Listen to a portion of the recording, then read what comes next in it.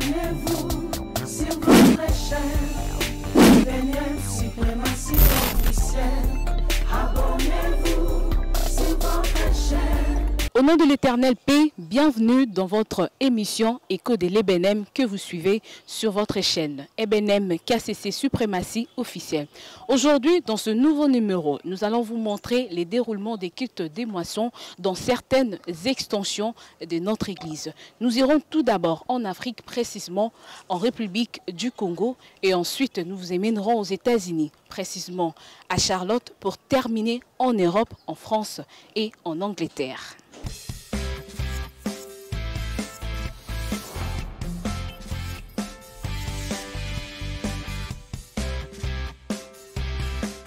Pour commencer, nous irons ensemble avec vous au Congo-Brazzaville, précisément en République du Congo. Kuna Basalaki Kutnabango, ouverture ya moisson, ezalaki bongo le 5 juillet 2020.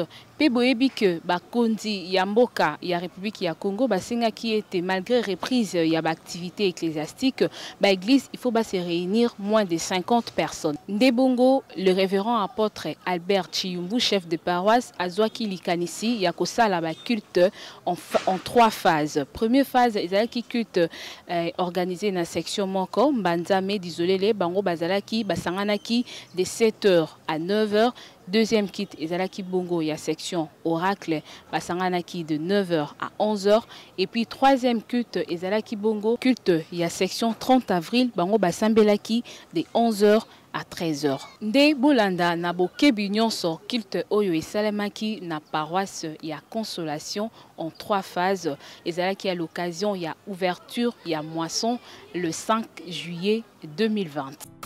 La reprise des activités, notamment la réouverture des lieux de culte sur toute l'étendue nationale du Congo-Brazzaville, a eu lieu depuis le 23 juin 2020, suivant les mesures de la deuxième phase du déconfinement annoncée le 20 juin par le Premier ministre Clément Mwamba. En ce qui concerne la reprise des activités ecclésiales, les autorités du pays ont exigé un rassemblement de moins de 50 personnes.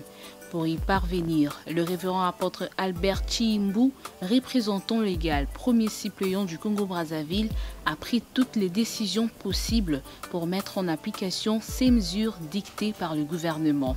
Sur ce, 3 cultes ont été organisés en cette rencontre consacrée à l'ouverture de la période de moisson le 5 juillet 2020 en la paroisse des Consolations. Le premier culte a été organisé avec la section Mbanzame d'Isolele de 7h à 9h, les seconds par la section Oracle de 9h à 11h et les derniers cultes étaient organisés avec la section 30 avril de 11h à 13h. Retenez que ces cultes se sont déroulés dans le strict respect des mesures de prévention d'hygiène, des mesures barrières, des distanciations physiques et du port obligatoire et conforme du masque. Wana bosili kolanda ezalaki bongo culte ya ouverture ya moisson et salamaki na paroisse ya Consolation na Congo-Brazzaville na République du Congo. À présent, tozali komema bino na Europe. Totala pendenge nini basalaki culte na bango ya clôture ya moisson. Kuna Europe mobimba basanganaki pona koyoka liteya à partir ya Zoom ya premier souverain pontife et ensuite ba continuaki ba cérémonie na bango, ba continuaki culte na bango na chaque extension. Nde tokolakisa bino bongo na extension ya Angleterre ndenge nini culte oyo ya clôture ya moisson et silaki kolekana. Dès en passant, on félicite la section magistère qui avait remporté la coupe.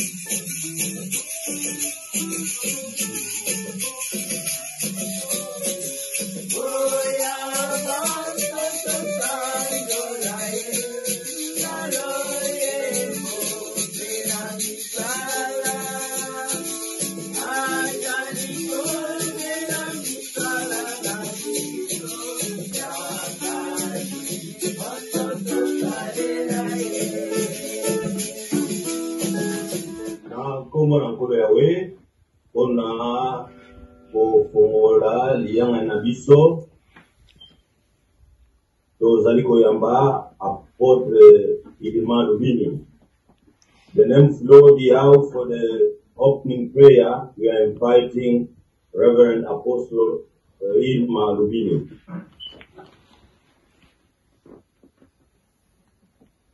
Yahweh Njambe na Lola Njambe moko kaka ya solo Njambe ya lobiko matoni mingi tuzali kopesa epai na yo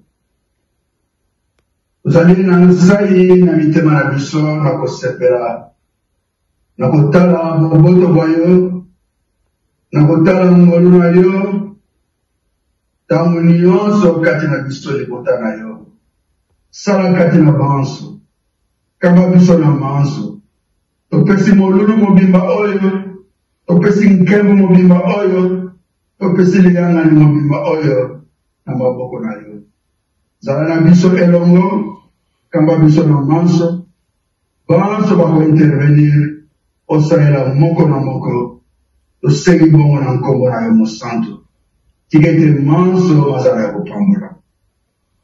Alléluia. Yaka mkono yawe na kombo na yo mosantu.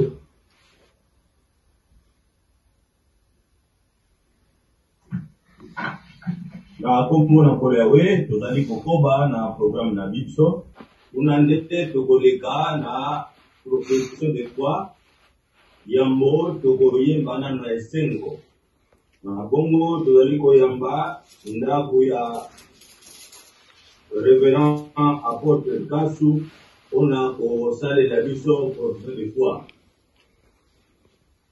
Banso toyeba yango Jambe andalike moko akotika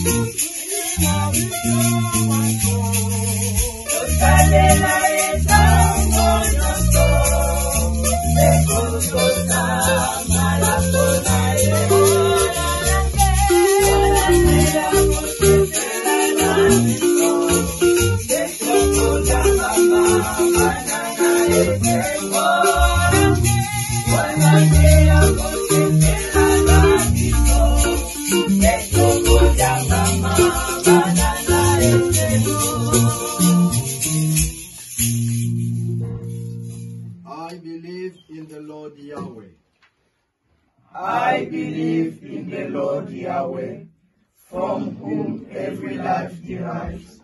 He is one, Lord of lords, creator of heaven, earth, and everything in them. I believe in the salvation that, by His grace, mercy, and His name, the Lord Yahweh offered to the whole humanity by His covenant and His law. I believe in the holy word of God, revealed to His prophets for the salvation of humanity. I believe in the mortality of the soul and eternal life.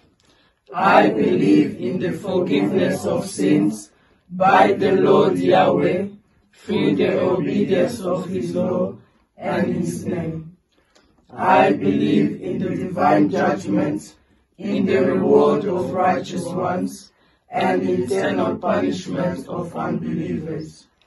I believe that the anointed of God, Dizolele Mpungu Afidiswa Isaac, is a prophet from the Lord Yahweh. I believe that the Good New Message Church, Kasese, came from God. It is one, holy, and prophetic.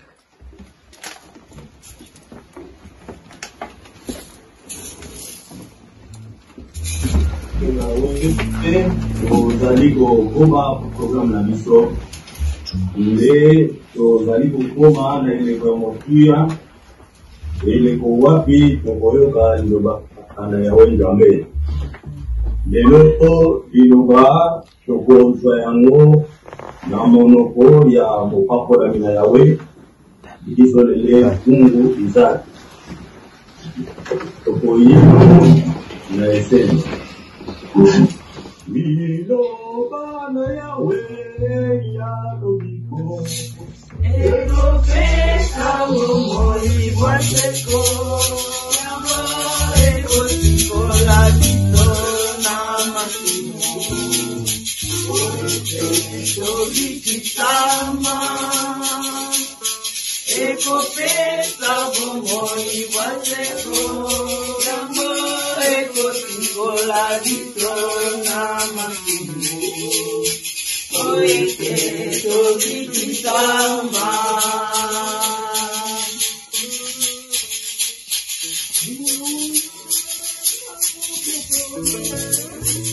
Tobiko elale baina yawe Tokitoko umela koto tairoa Banko tobikitama Tokitoko umela koto tairoa Banko tobikitama Matondi na Yahweh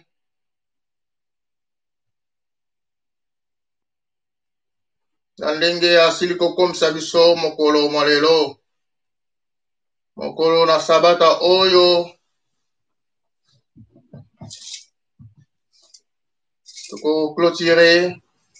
tozali clôturer na niveau Europe fête ya moisson Yahweh akomisama pe asanjolama lobi pe nasololaki na mosakoli na Yahweh sante ezali malamu pe atindelaki biso kimia pe atombelaki biso feti malamu Yahweh akomisama asanjolama na kombo na kolo Yahweh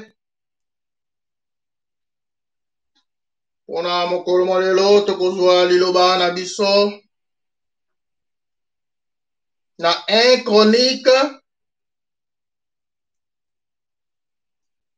Chronique chapitre 22 verset 1 à 16.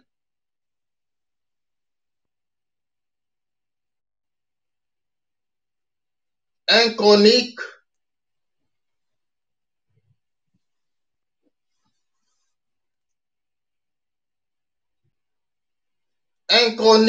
chapitre 22 verset 1 à 16. Tango ya Yambo chapitre 22 du premier verset au 16e verset. Na kombo na kolo Yahweh tokotanga kaka na Torah. Tokotanga kaka na Torah na français nde tokolimbola na lingala. 1 Chronique chapitre 22 du premier verset au 16e verset. Na kombo na kolo Yahweh Tokotanga. David ordonna de grouper ensemble les étrangers établis dans le pays d'Israël et il en fit des carriers pour extraire de pierres de taille. David prépara ainsi que de cèdres sans nombre, car les Sidoniens et les Tyriens en avaient amené en abondance à David.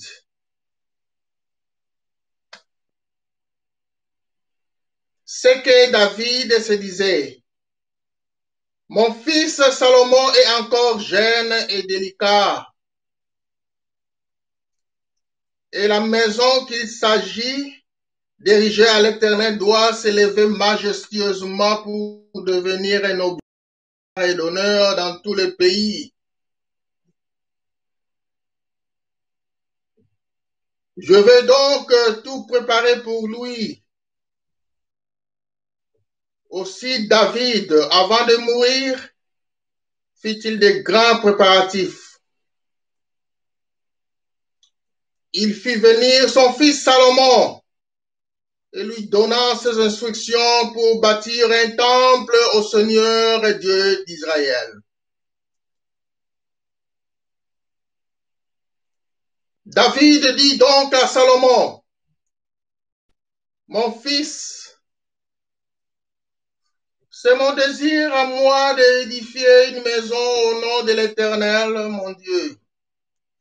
Mais la parole divine s'adressa à moi en ces termes. Tu as versé beaucoup de sang et fait de grandes guerres. Ce n'est donc pas à toi à élever une maison à mon honneur, car tu as fait couler beaucoup de sang devant moi sur la terre. Mais un fils te naîtra, qui sera un homme pacifique, et qui, grâce à moi, sera en paix avec tous ses ennemis alentour. Il s'appellera Salomon, et sa vie durant, j'assurerai la paix et la tranquillité à Israël. C'est lui qui élèvera une maison à mon honneur. Il me sera un fils. Je lui serai un père. Et j'affermirai à jamais le trône de sa royauté sur Israël. Maintenant, mon fils, que l'Éternel soit avec toi.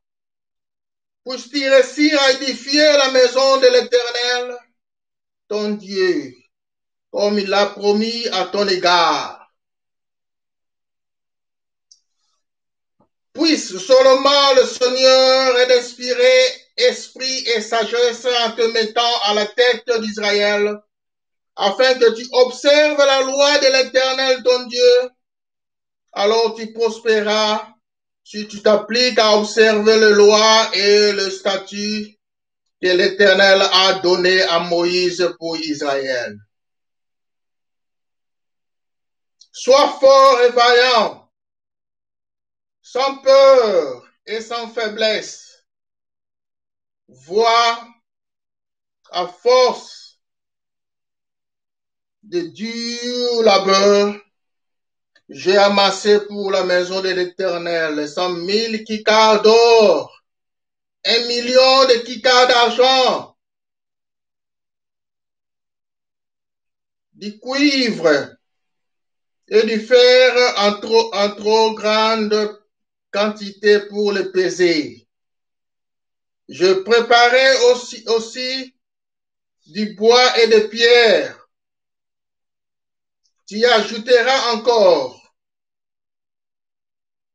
Tu as à ta disposition un nombre considérable d'ouvriers, de carriers, de maçons, de charpentiers, de gens experts à tous les travaux, de l'or, de l'argent, du cuivre, du fer.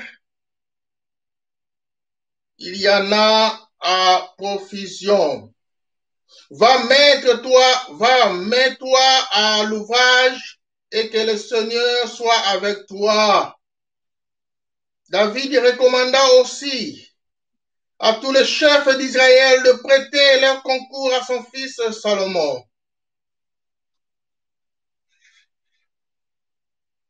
Sikae tobondela. Na kombo na yo mosanto ya wenjambe na biso. Totondi yo po ete ozali malamu. Boboto na yo ezali koumela ntango nyonso kati na biso libota na yo. Yawe njambe na biso totondi yo lisusu. Na ntango oyo osili kopesa biso mpona koyoka liloba na yo. Liloba ezali ya yo yawe njambe na biso kita pe te ya biso. Fongola mitema na biso yawe njambe na biso.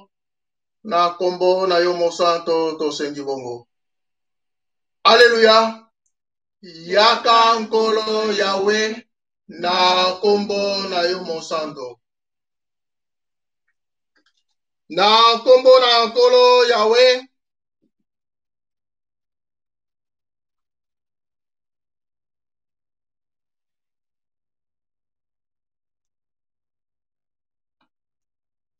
Liloba oyo toyebi yango malamu pe toyoka yango.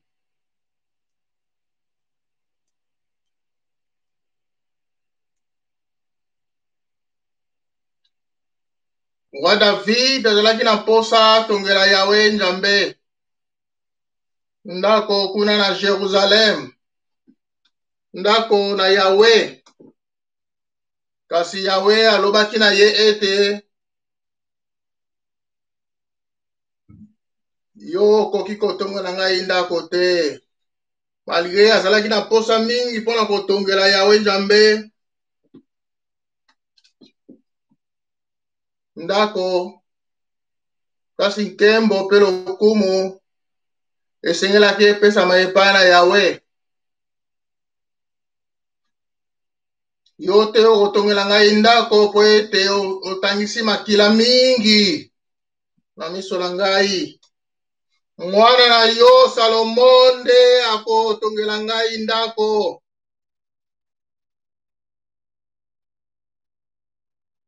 Lelo tozali clôturer fête les moissons.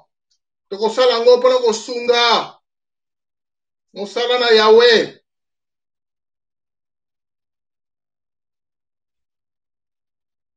Na mpona kosunga pe premier souverain pontife na botongi tempelo na yawe. Komona te lingoma na yawe ezali ya premier souverain pontife mais ezali ya yawe.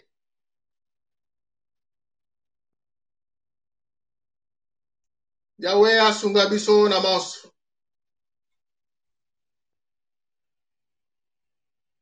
Soki tozwi en considération ete lingomba oyo euti epai na yawe.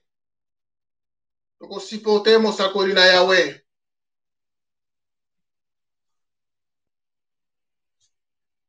Na ndenge aponaki mokitani na ye.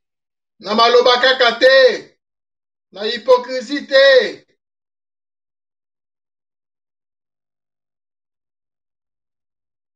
Kasi tokosala mosala na yawe.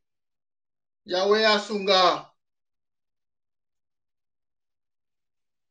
Tokosoutenir le premier souverain pontife. Selon pe instruction ya mosakoli na yawe. Po ete tempelo na yawe tongama. Po ete lingoma na yawe koba kotongama. Yawe asunga litei oyo na kombo na kolo yawe.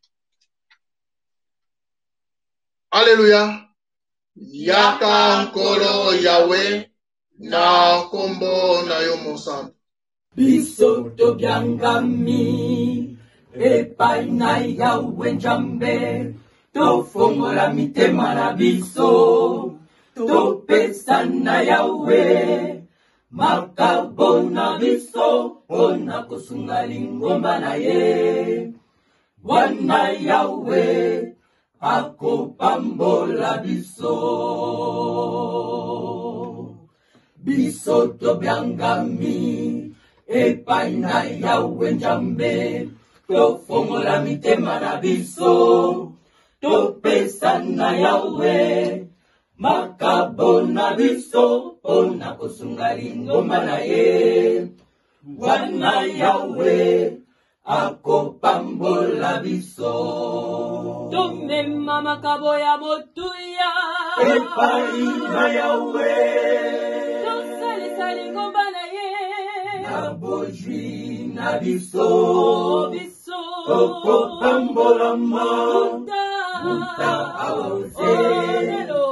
Nalola tokozwa libonja, biso okopambolama muta aose. Nalola tokozwa libonja. Tomema makabo ya motuya epai na Yawe, tosalisa lingomba na ye. na bojwi na biso, biso okopambolama muta aose. Nalola tokozwa libonja, biso okopambolama muta aose.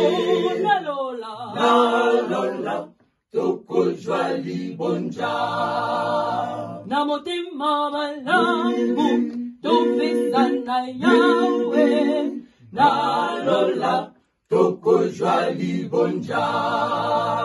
Topetola mitema na biso mpona kobonzela Yawe. Nalola tokozwa libonja. na motema malamu topesa na Yawe.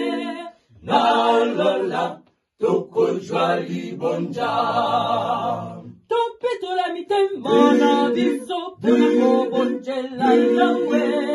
Nalola tokozwa libonja.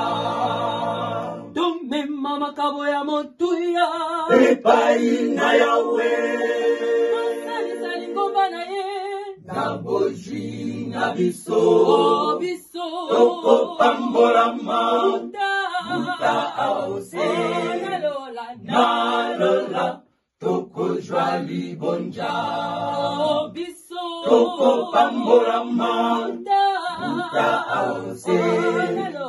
Nalola tokozwa libonja.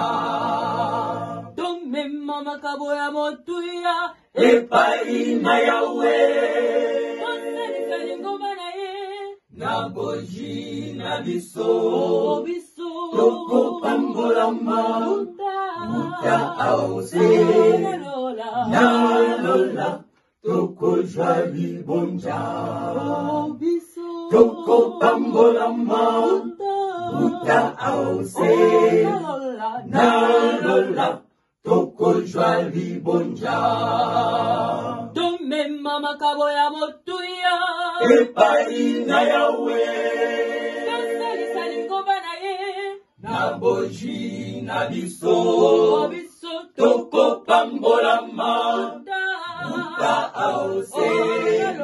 Nalola tokozwa libonja.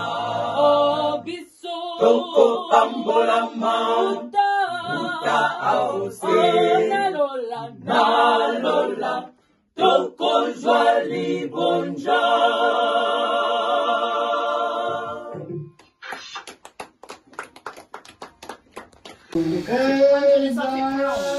Sans livre, man.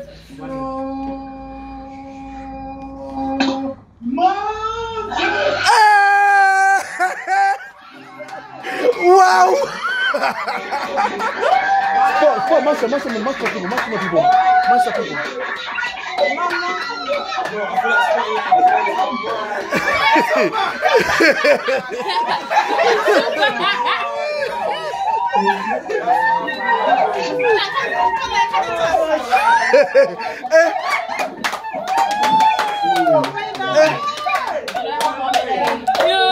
Wow!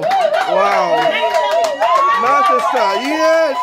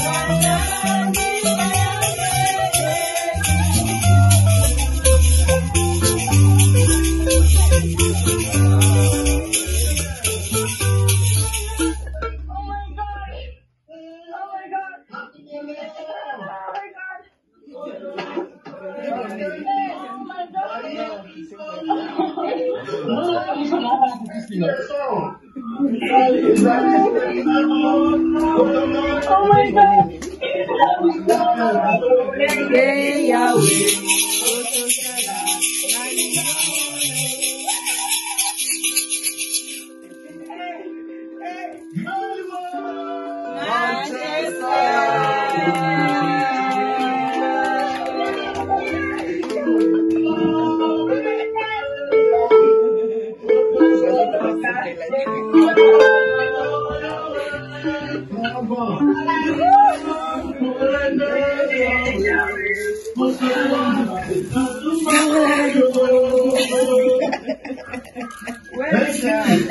Thank you.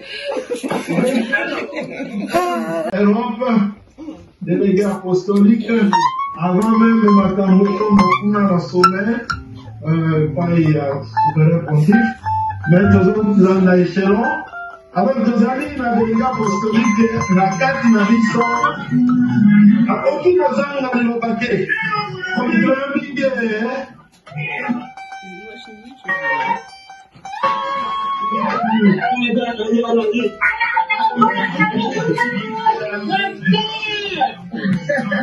na kombo na kono Yahweh limota na Yahweh tozali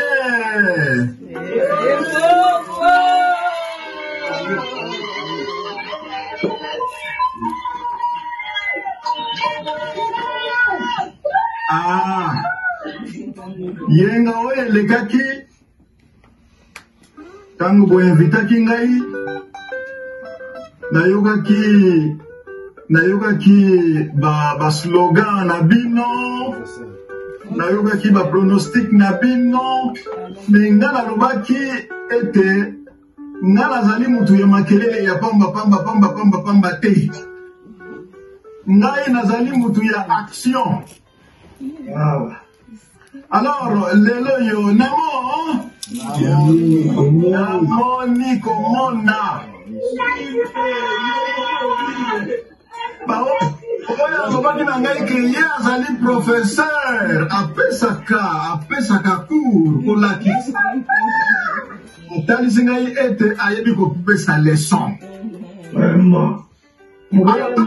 tobetela ye nanu maboko.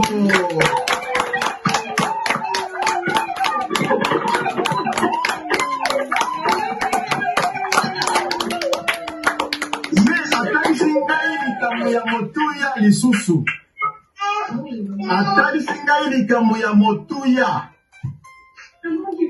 tala nakopesa bino likambo moko ezalaki nayebi te soki lere wana mbundulantu adi ou bien Don Pacifique tango ba opération esili na bengi mosakoli nalobi na ye na papa na bengi pona pesa yo ndenge to saleli alobi na ngai wi pesa na bandi ko pesa ye wana section ya liboso ezalaki section Roni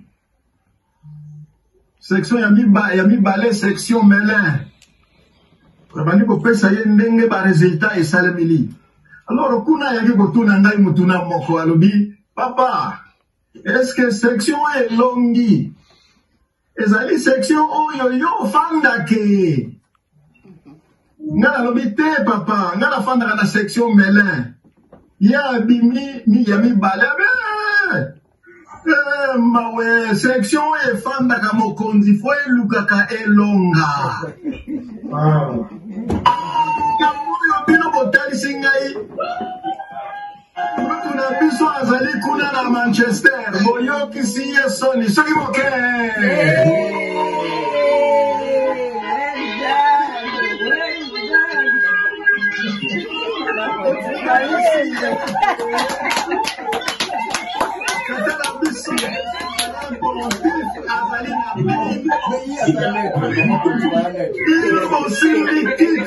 Oyo ye afandaka.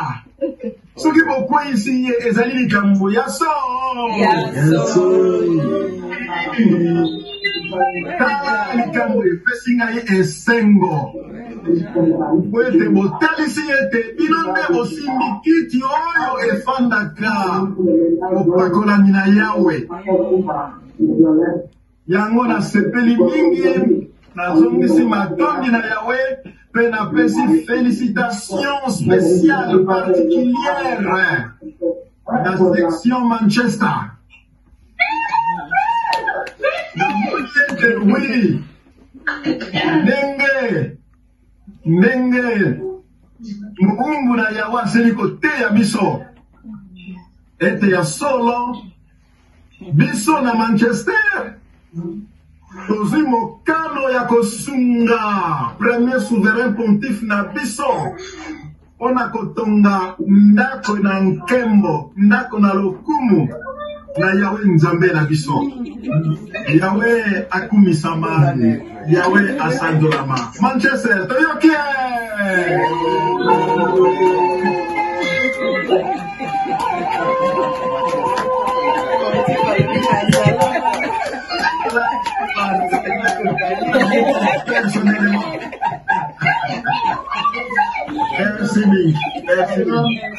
Yawe azwa nkembo, Yawe azwa lokumu. Ndebongo na sima ya culte oyo ya clôture ya moisson oyo section Manchester elongaki bakenaki bongo kosangana na ndaku ya premier souverain pontife pona ko continuer ko célébrer victoire na bango. Suivant. Bendera Yawe jali kopepa nani oyo akomema yango Manchester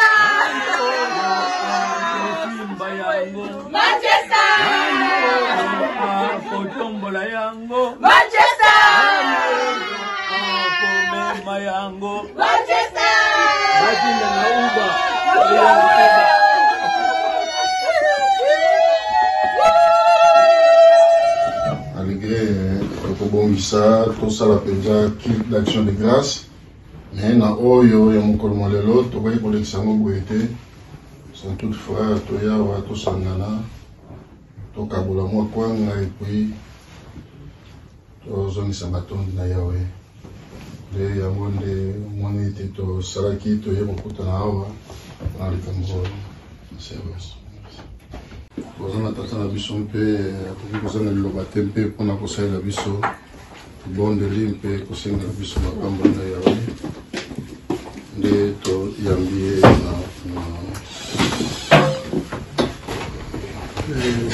sepelelo mwa elongo bino mpona kolo Yawe matondi mingi na Yawe mpe félicitation depuis sene bolongi félicitation bolongi nakoyo wanakoyi ete Yawe mpenza abudani na bino nzembo na bino mpo kozolonga mpo boyembi nzembo sympathie mpe ete bitumba ezalaki ya mosunike meleli ya molimo Yawe alongi na abundila milelo yango mpo bolongi po bandenge wana ya mapamboli mingi mona mingi ekola kokangolama mpona misala ya kitoko boye Yawe asunga bino na maso mosala yango ntango nyonso po eza mosala mapamboli Yawe Une fois de plus, félicitations. Ah, de Wolobadi, Wolobadi, Wolobadi, mon sacre, pardon, mon boulamina Yahweh, promesse sportif. Alors, la mission de la majesté, ah, eh, vas-y, on va avancer, on va se voir, Katari,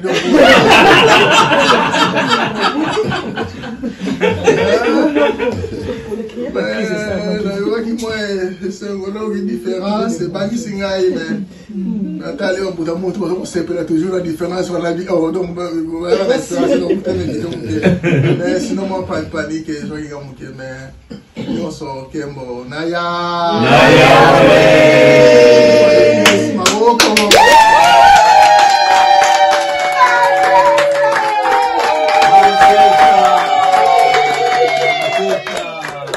Félicitations,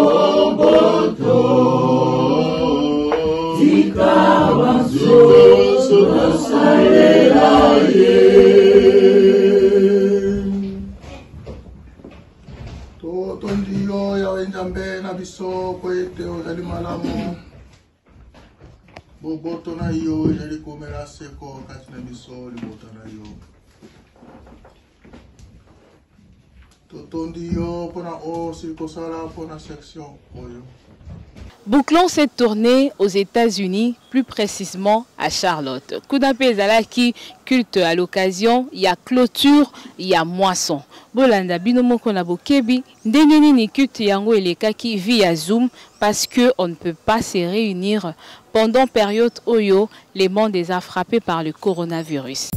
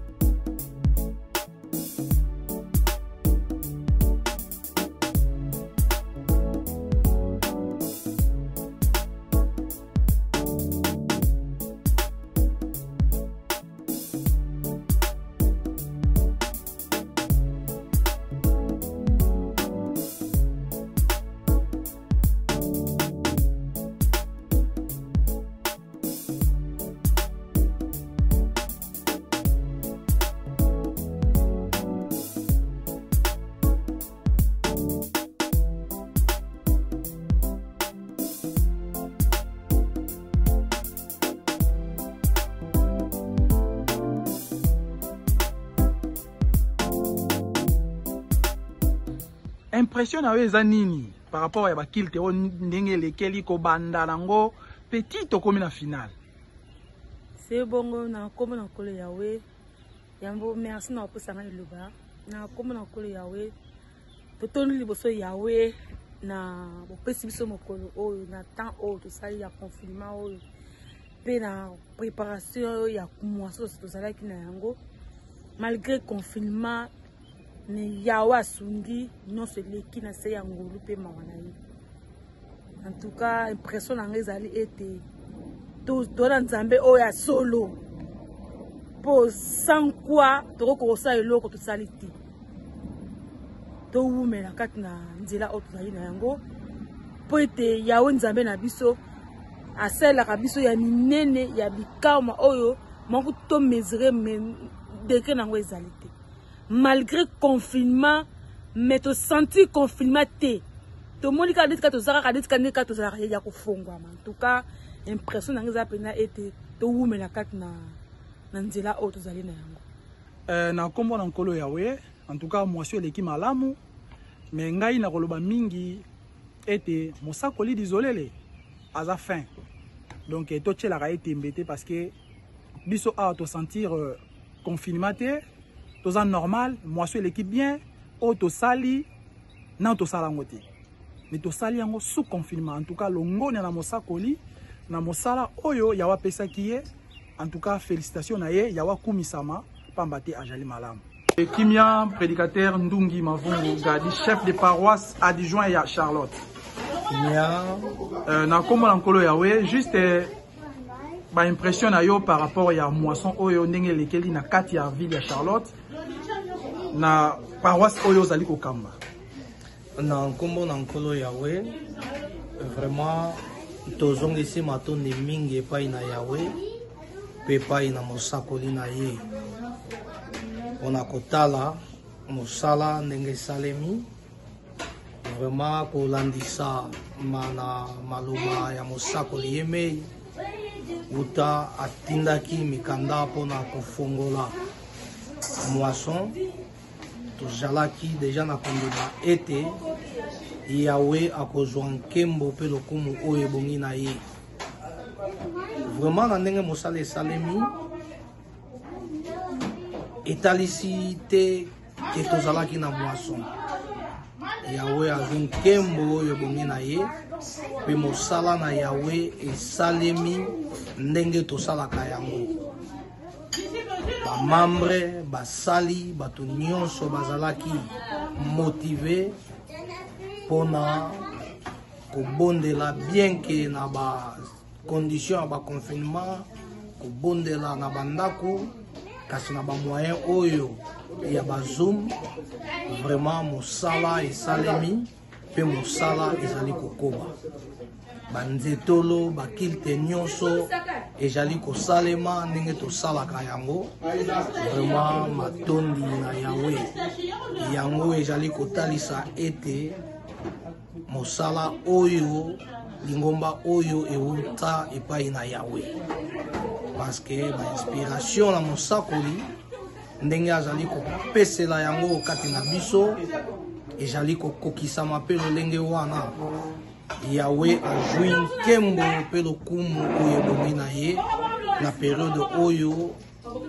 ya pandémie ya covid 2020 vraiment mosala esalemi malamu mpe tozali kokoba kosala yango tika ete yawe akoba kozwa nkembo matondi mingi na bamambre nyonso ya Charlotte na mosala na présence na bango motivation na bango vraiment batalisi ete tozali libota na yawe mpe toponama mpona kosoutenir mosala oyo kosoutenir mosakoli na yawe kosoutenir premier souverain pontife mpe kosoutenir lingomba na yawe tika ete yawe azwa nkembo mpe lokumu na manso.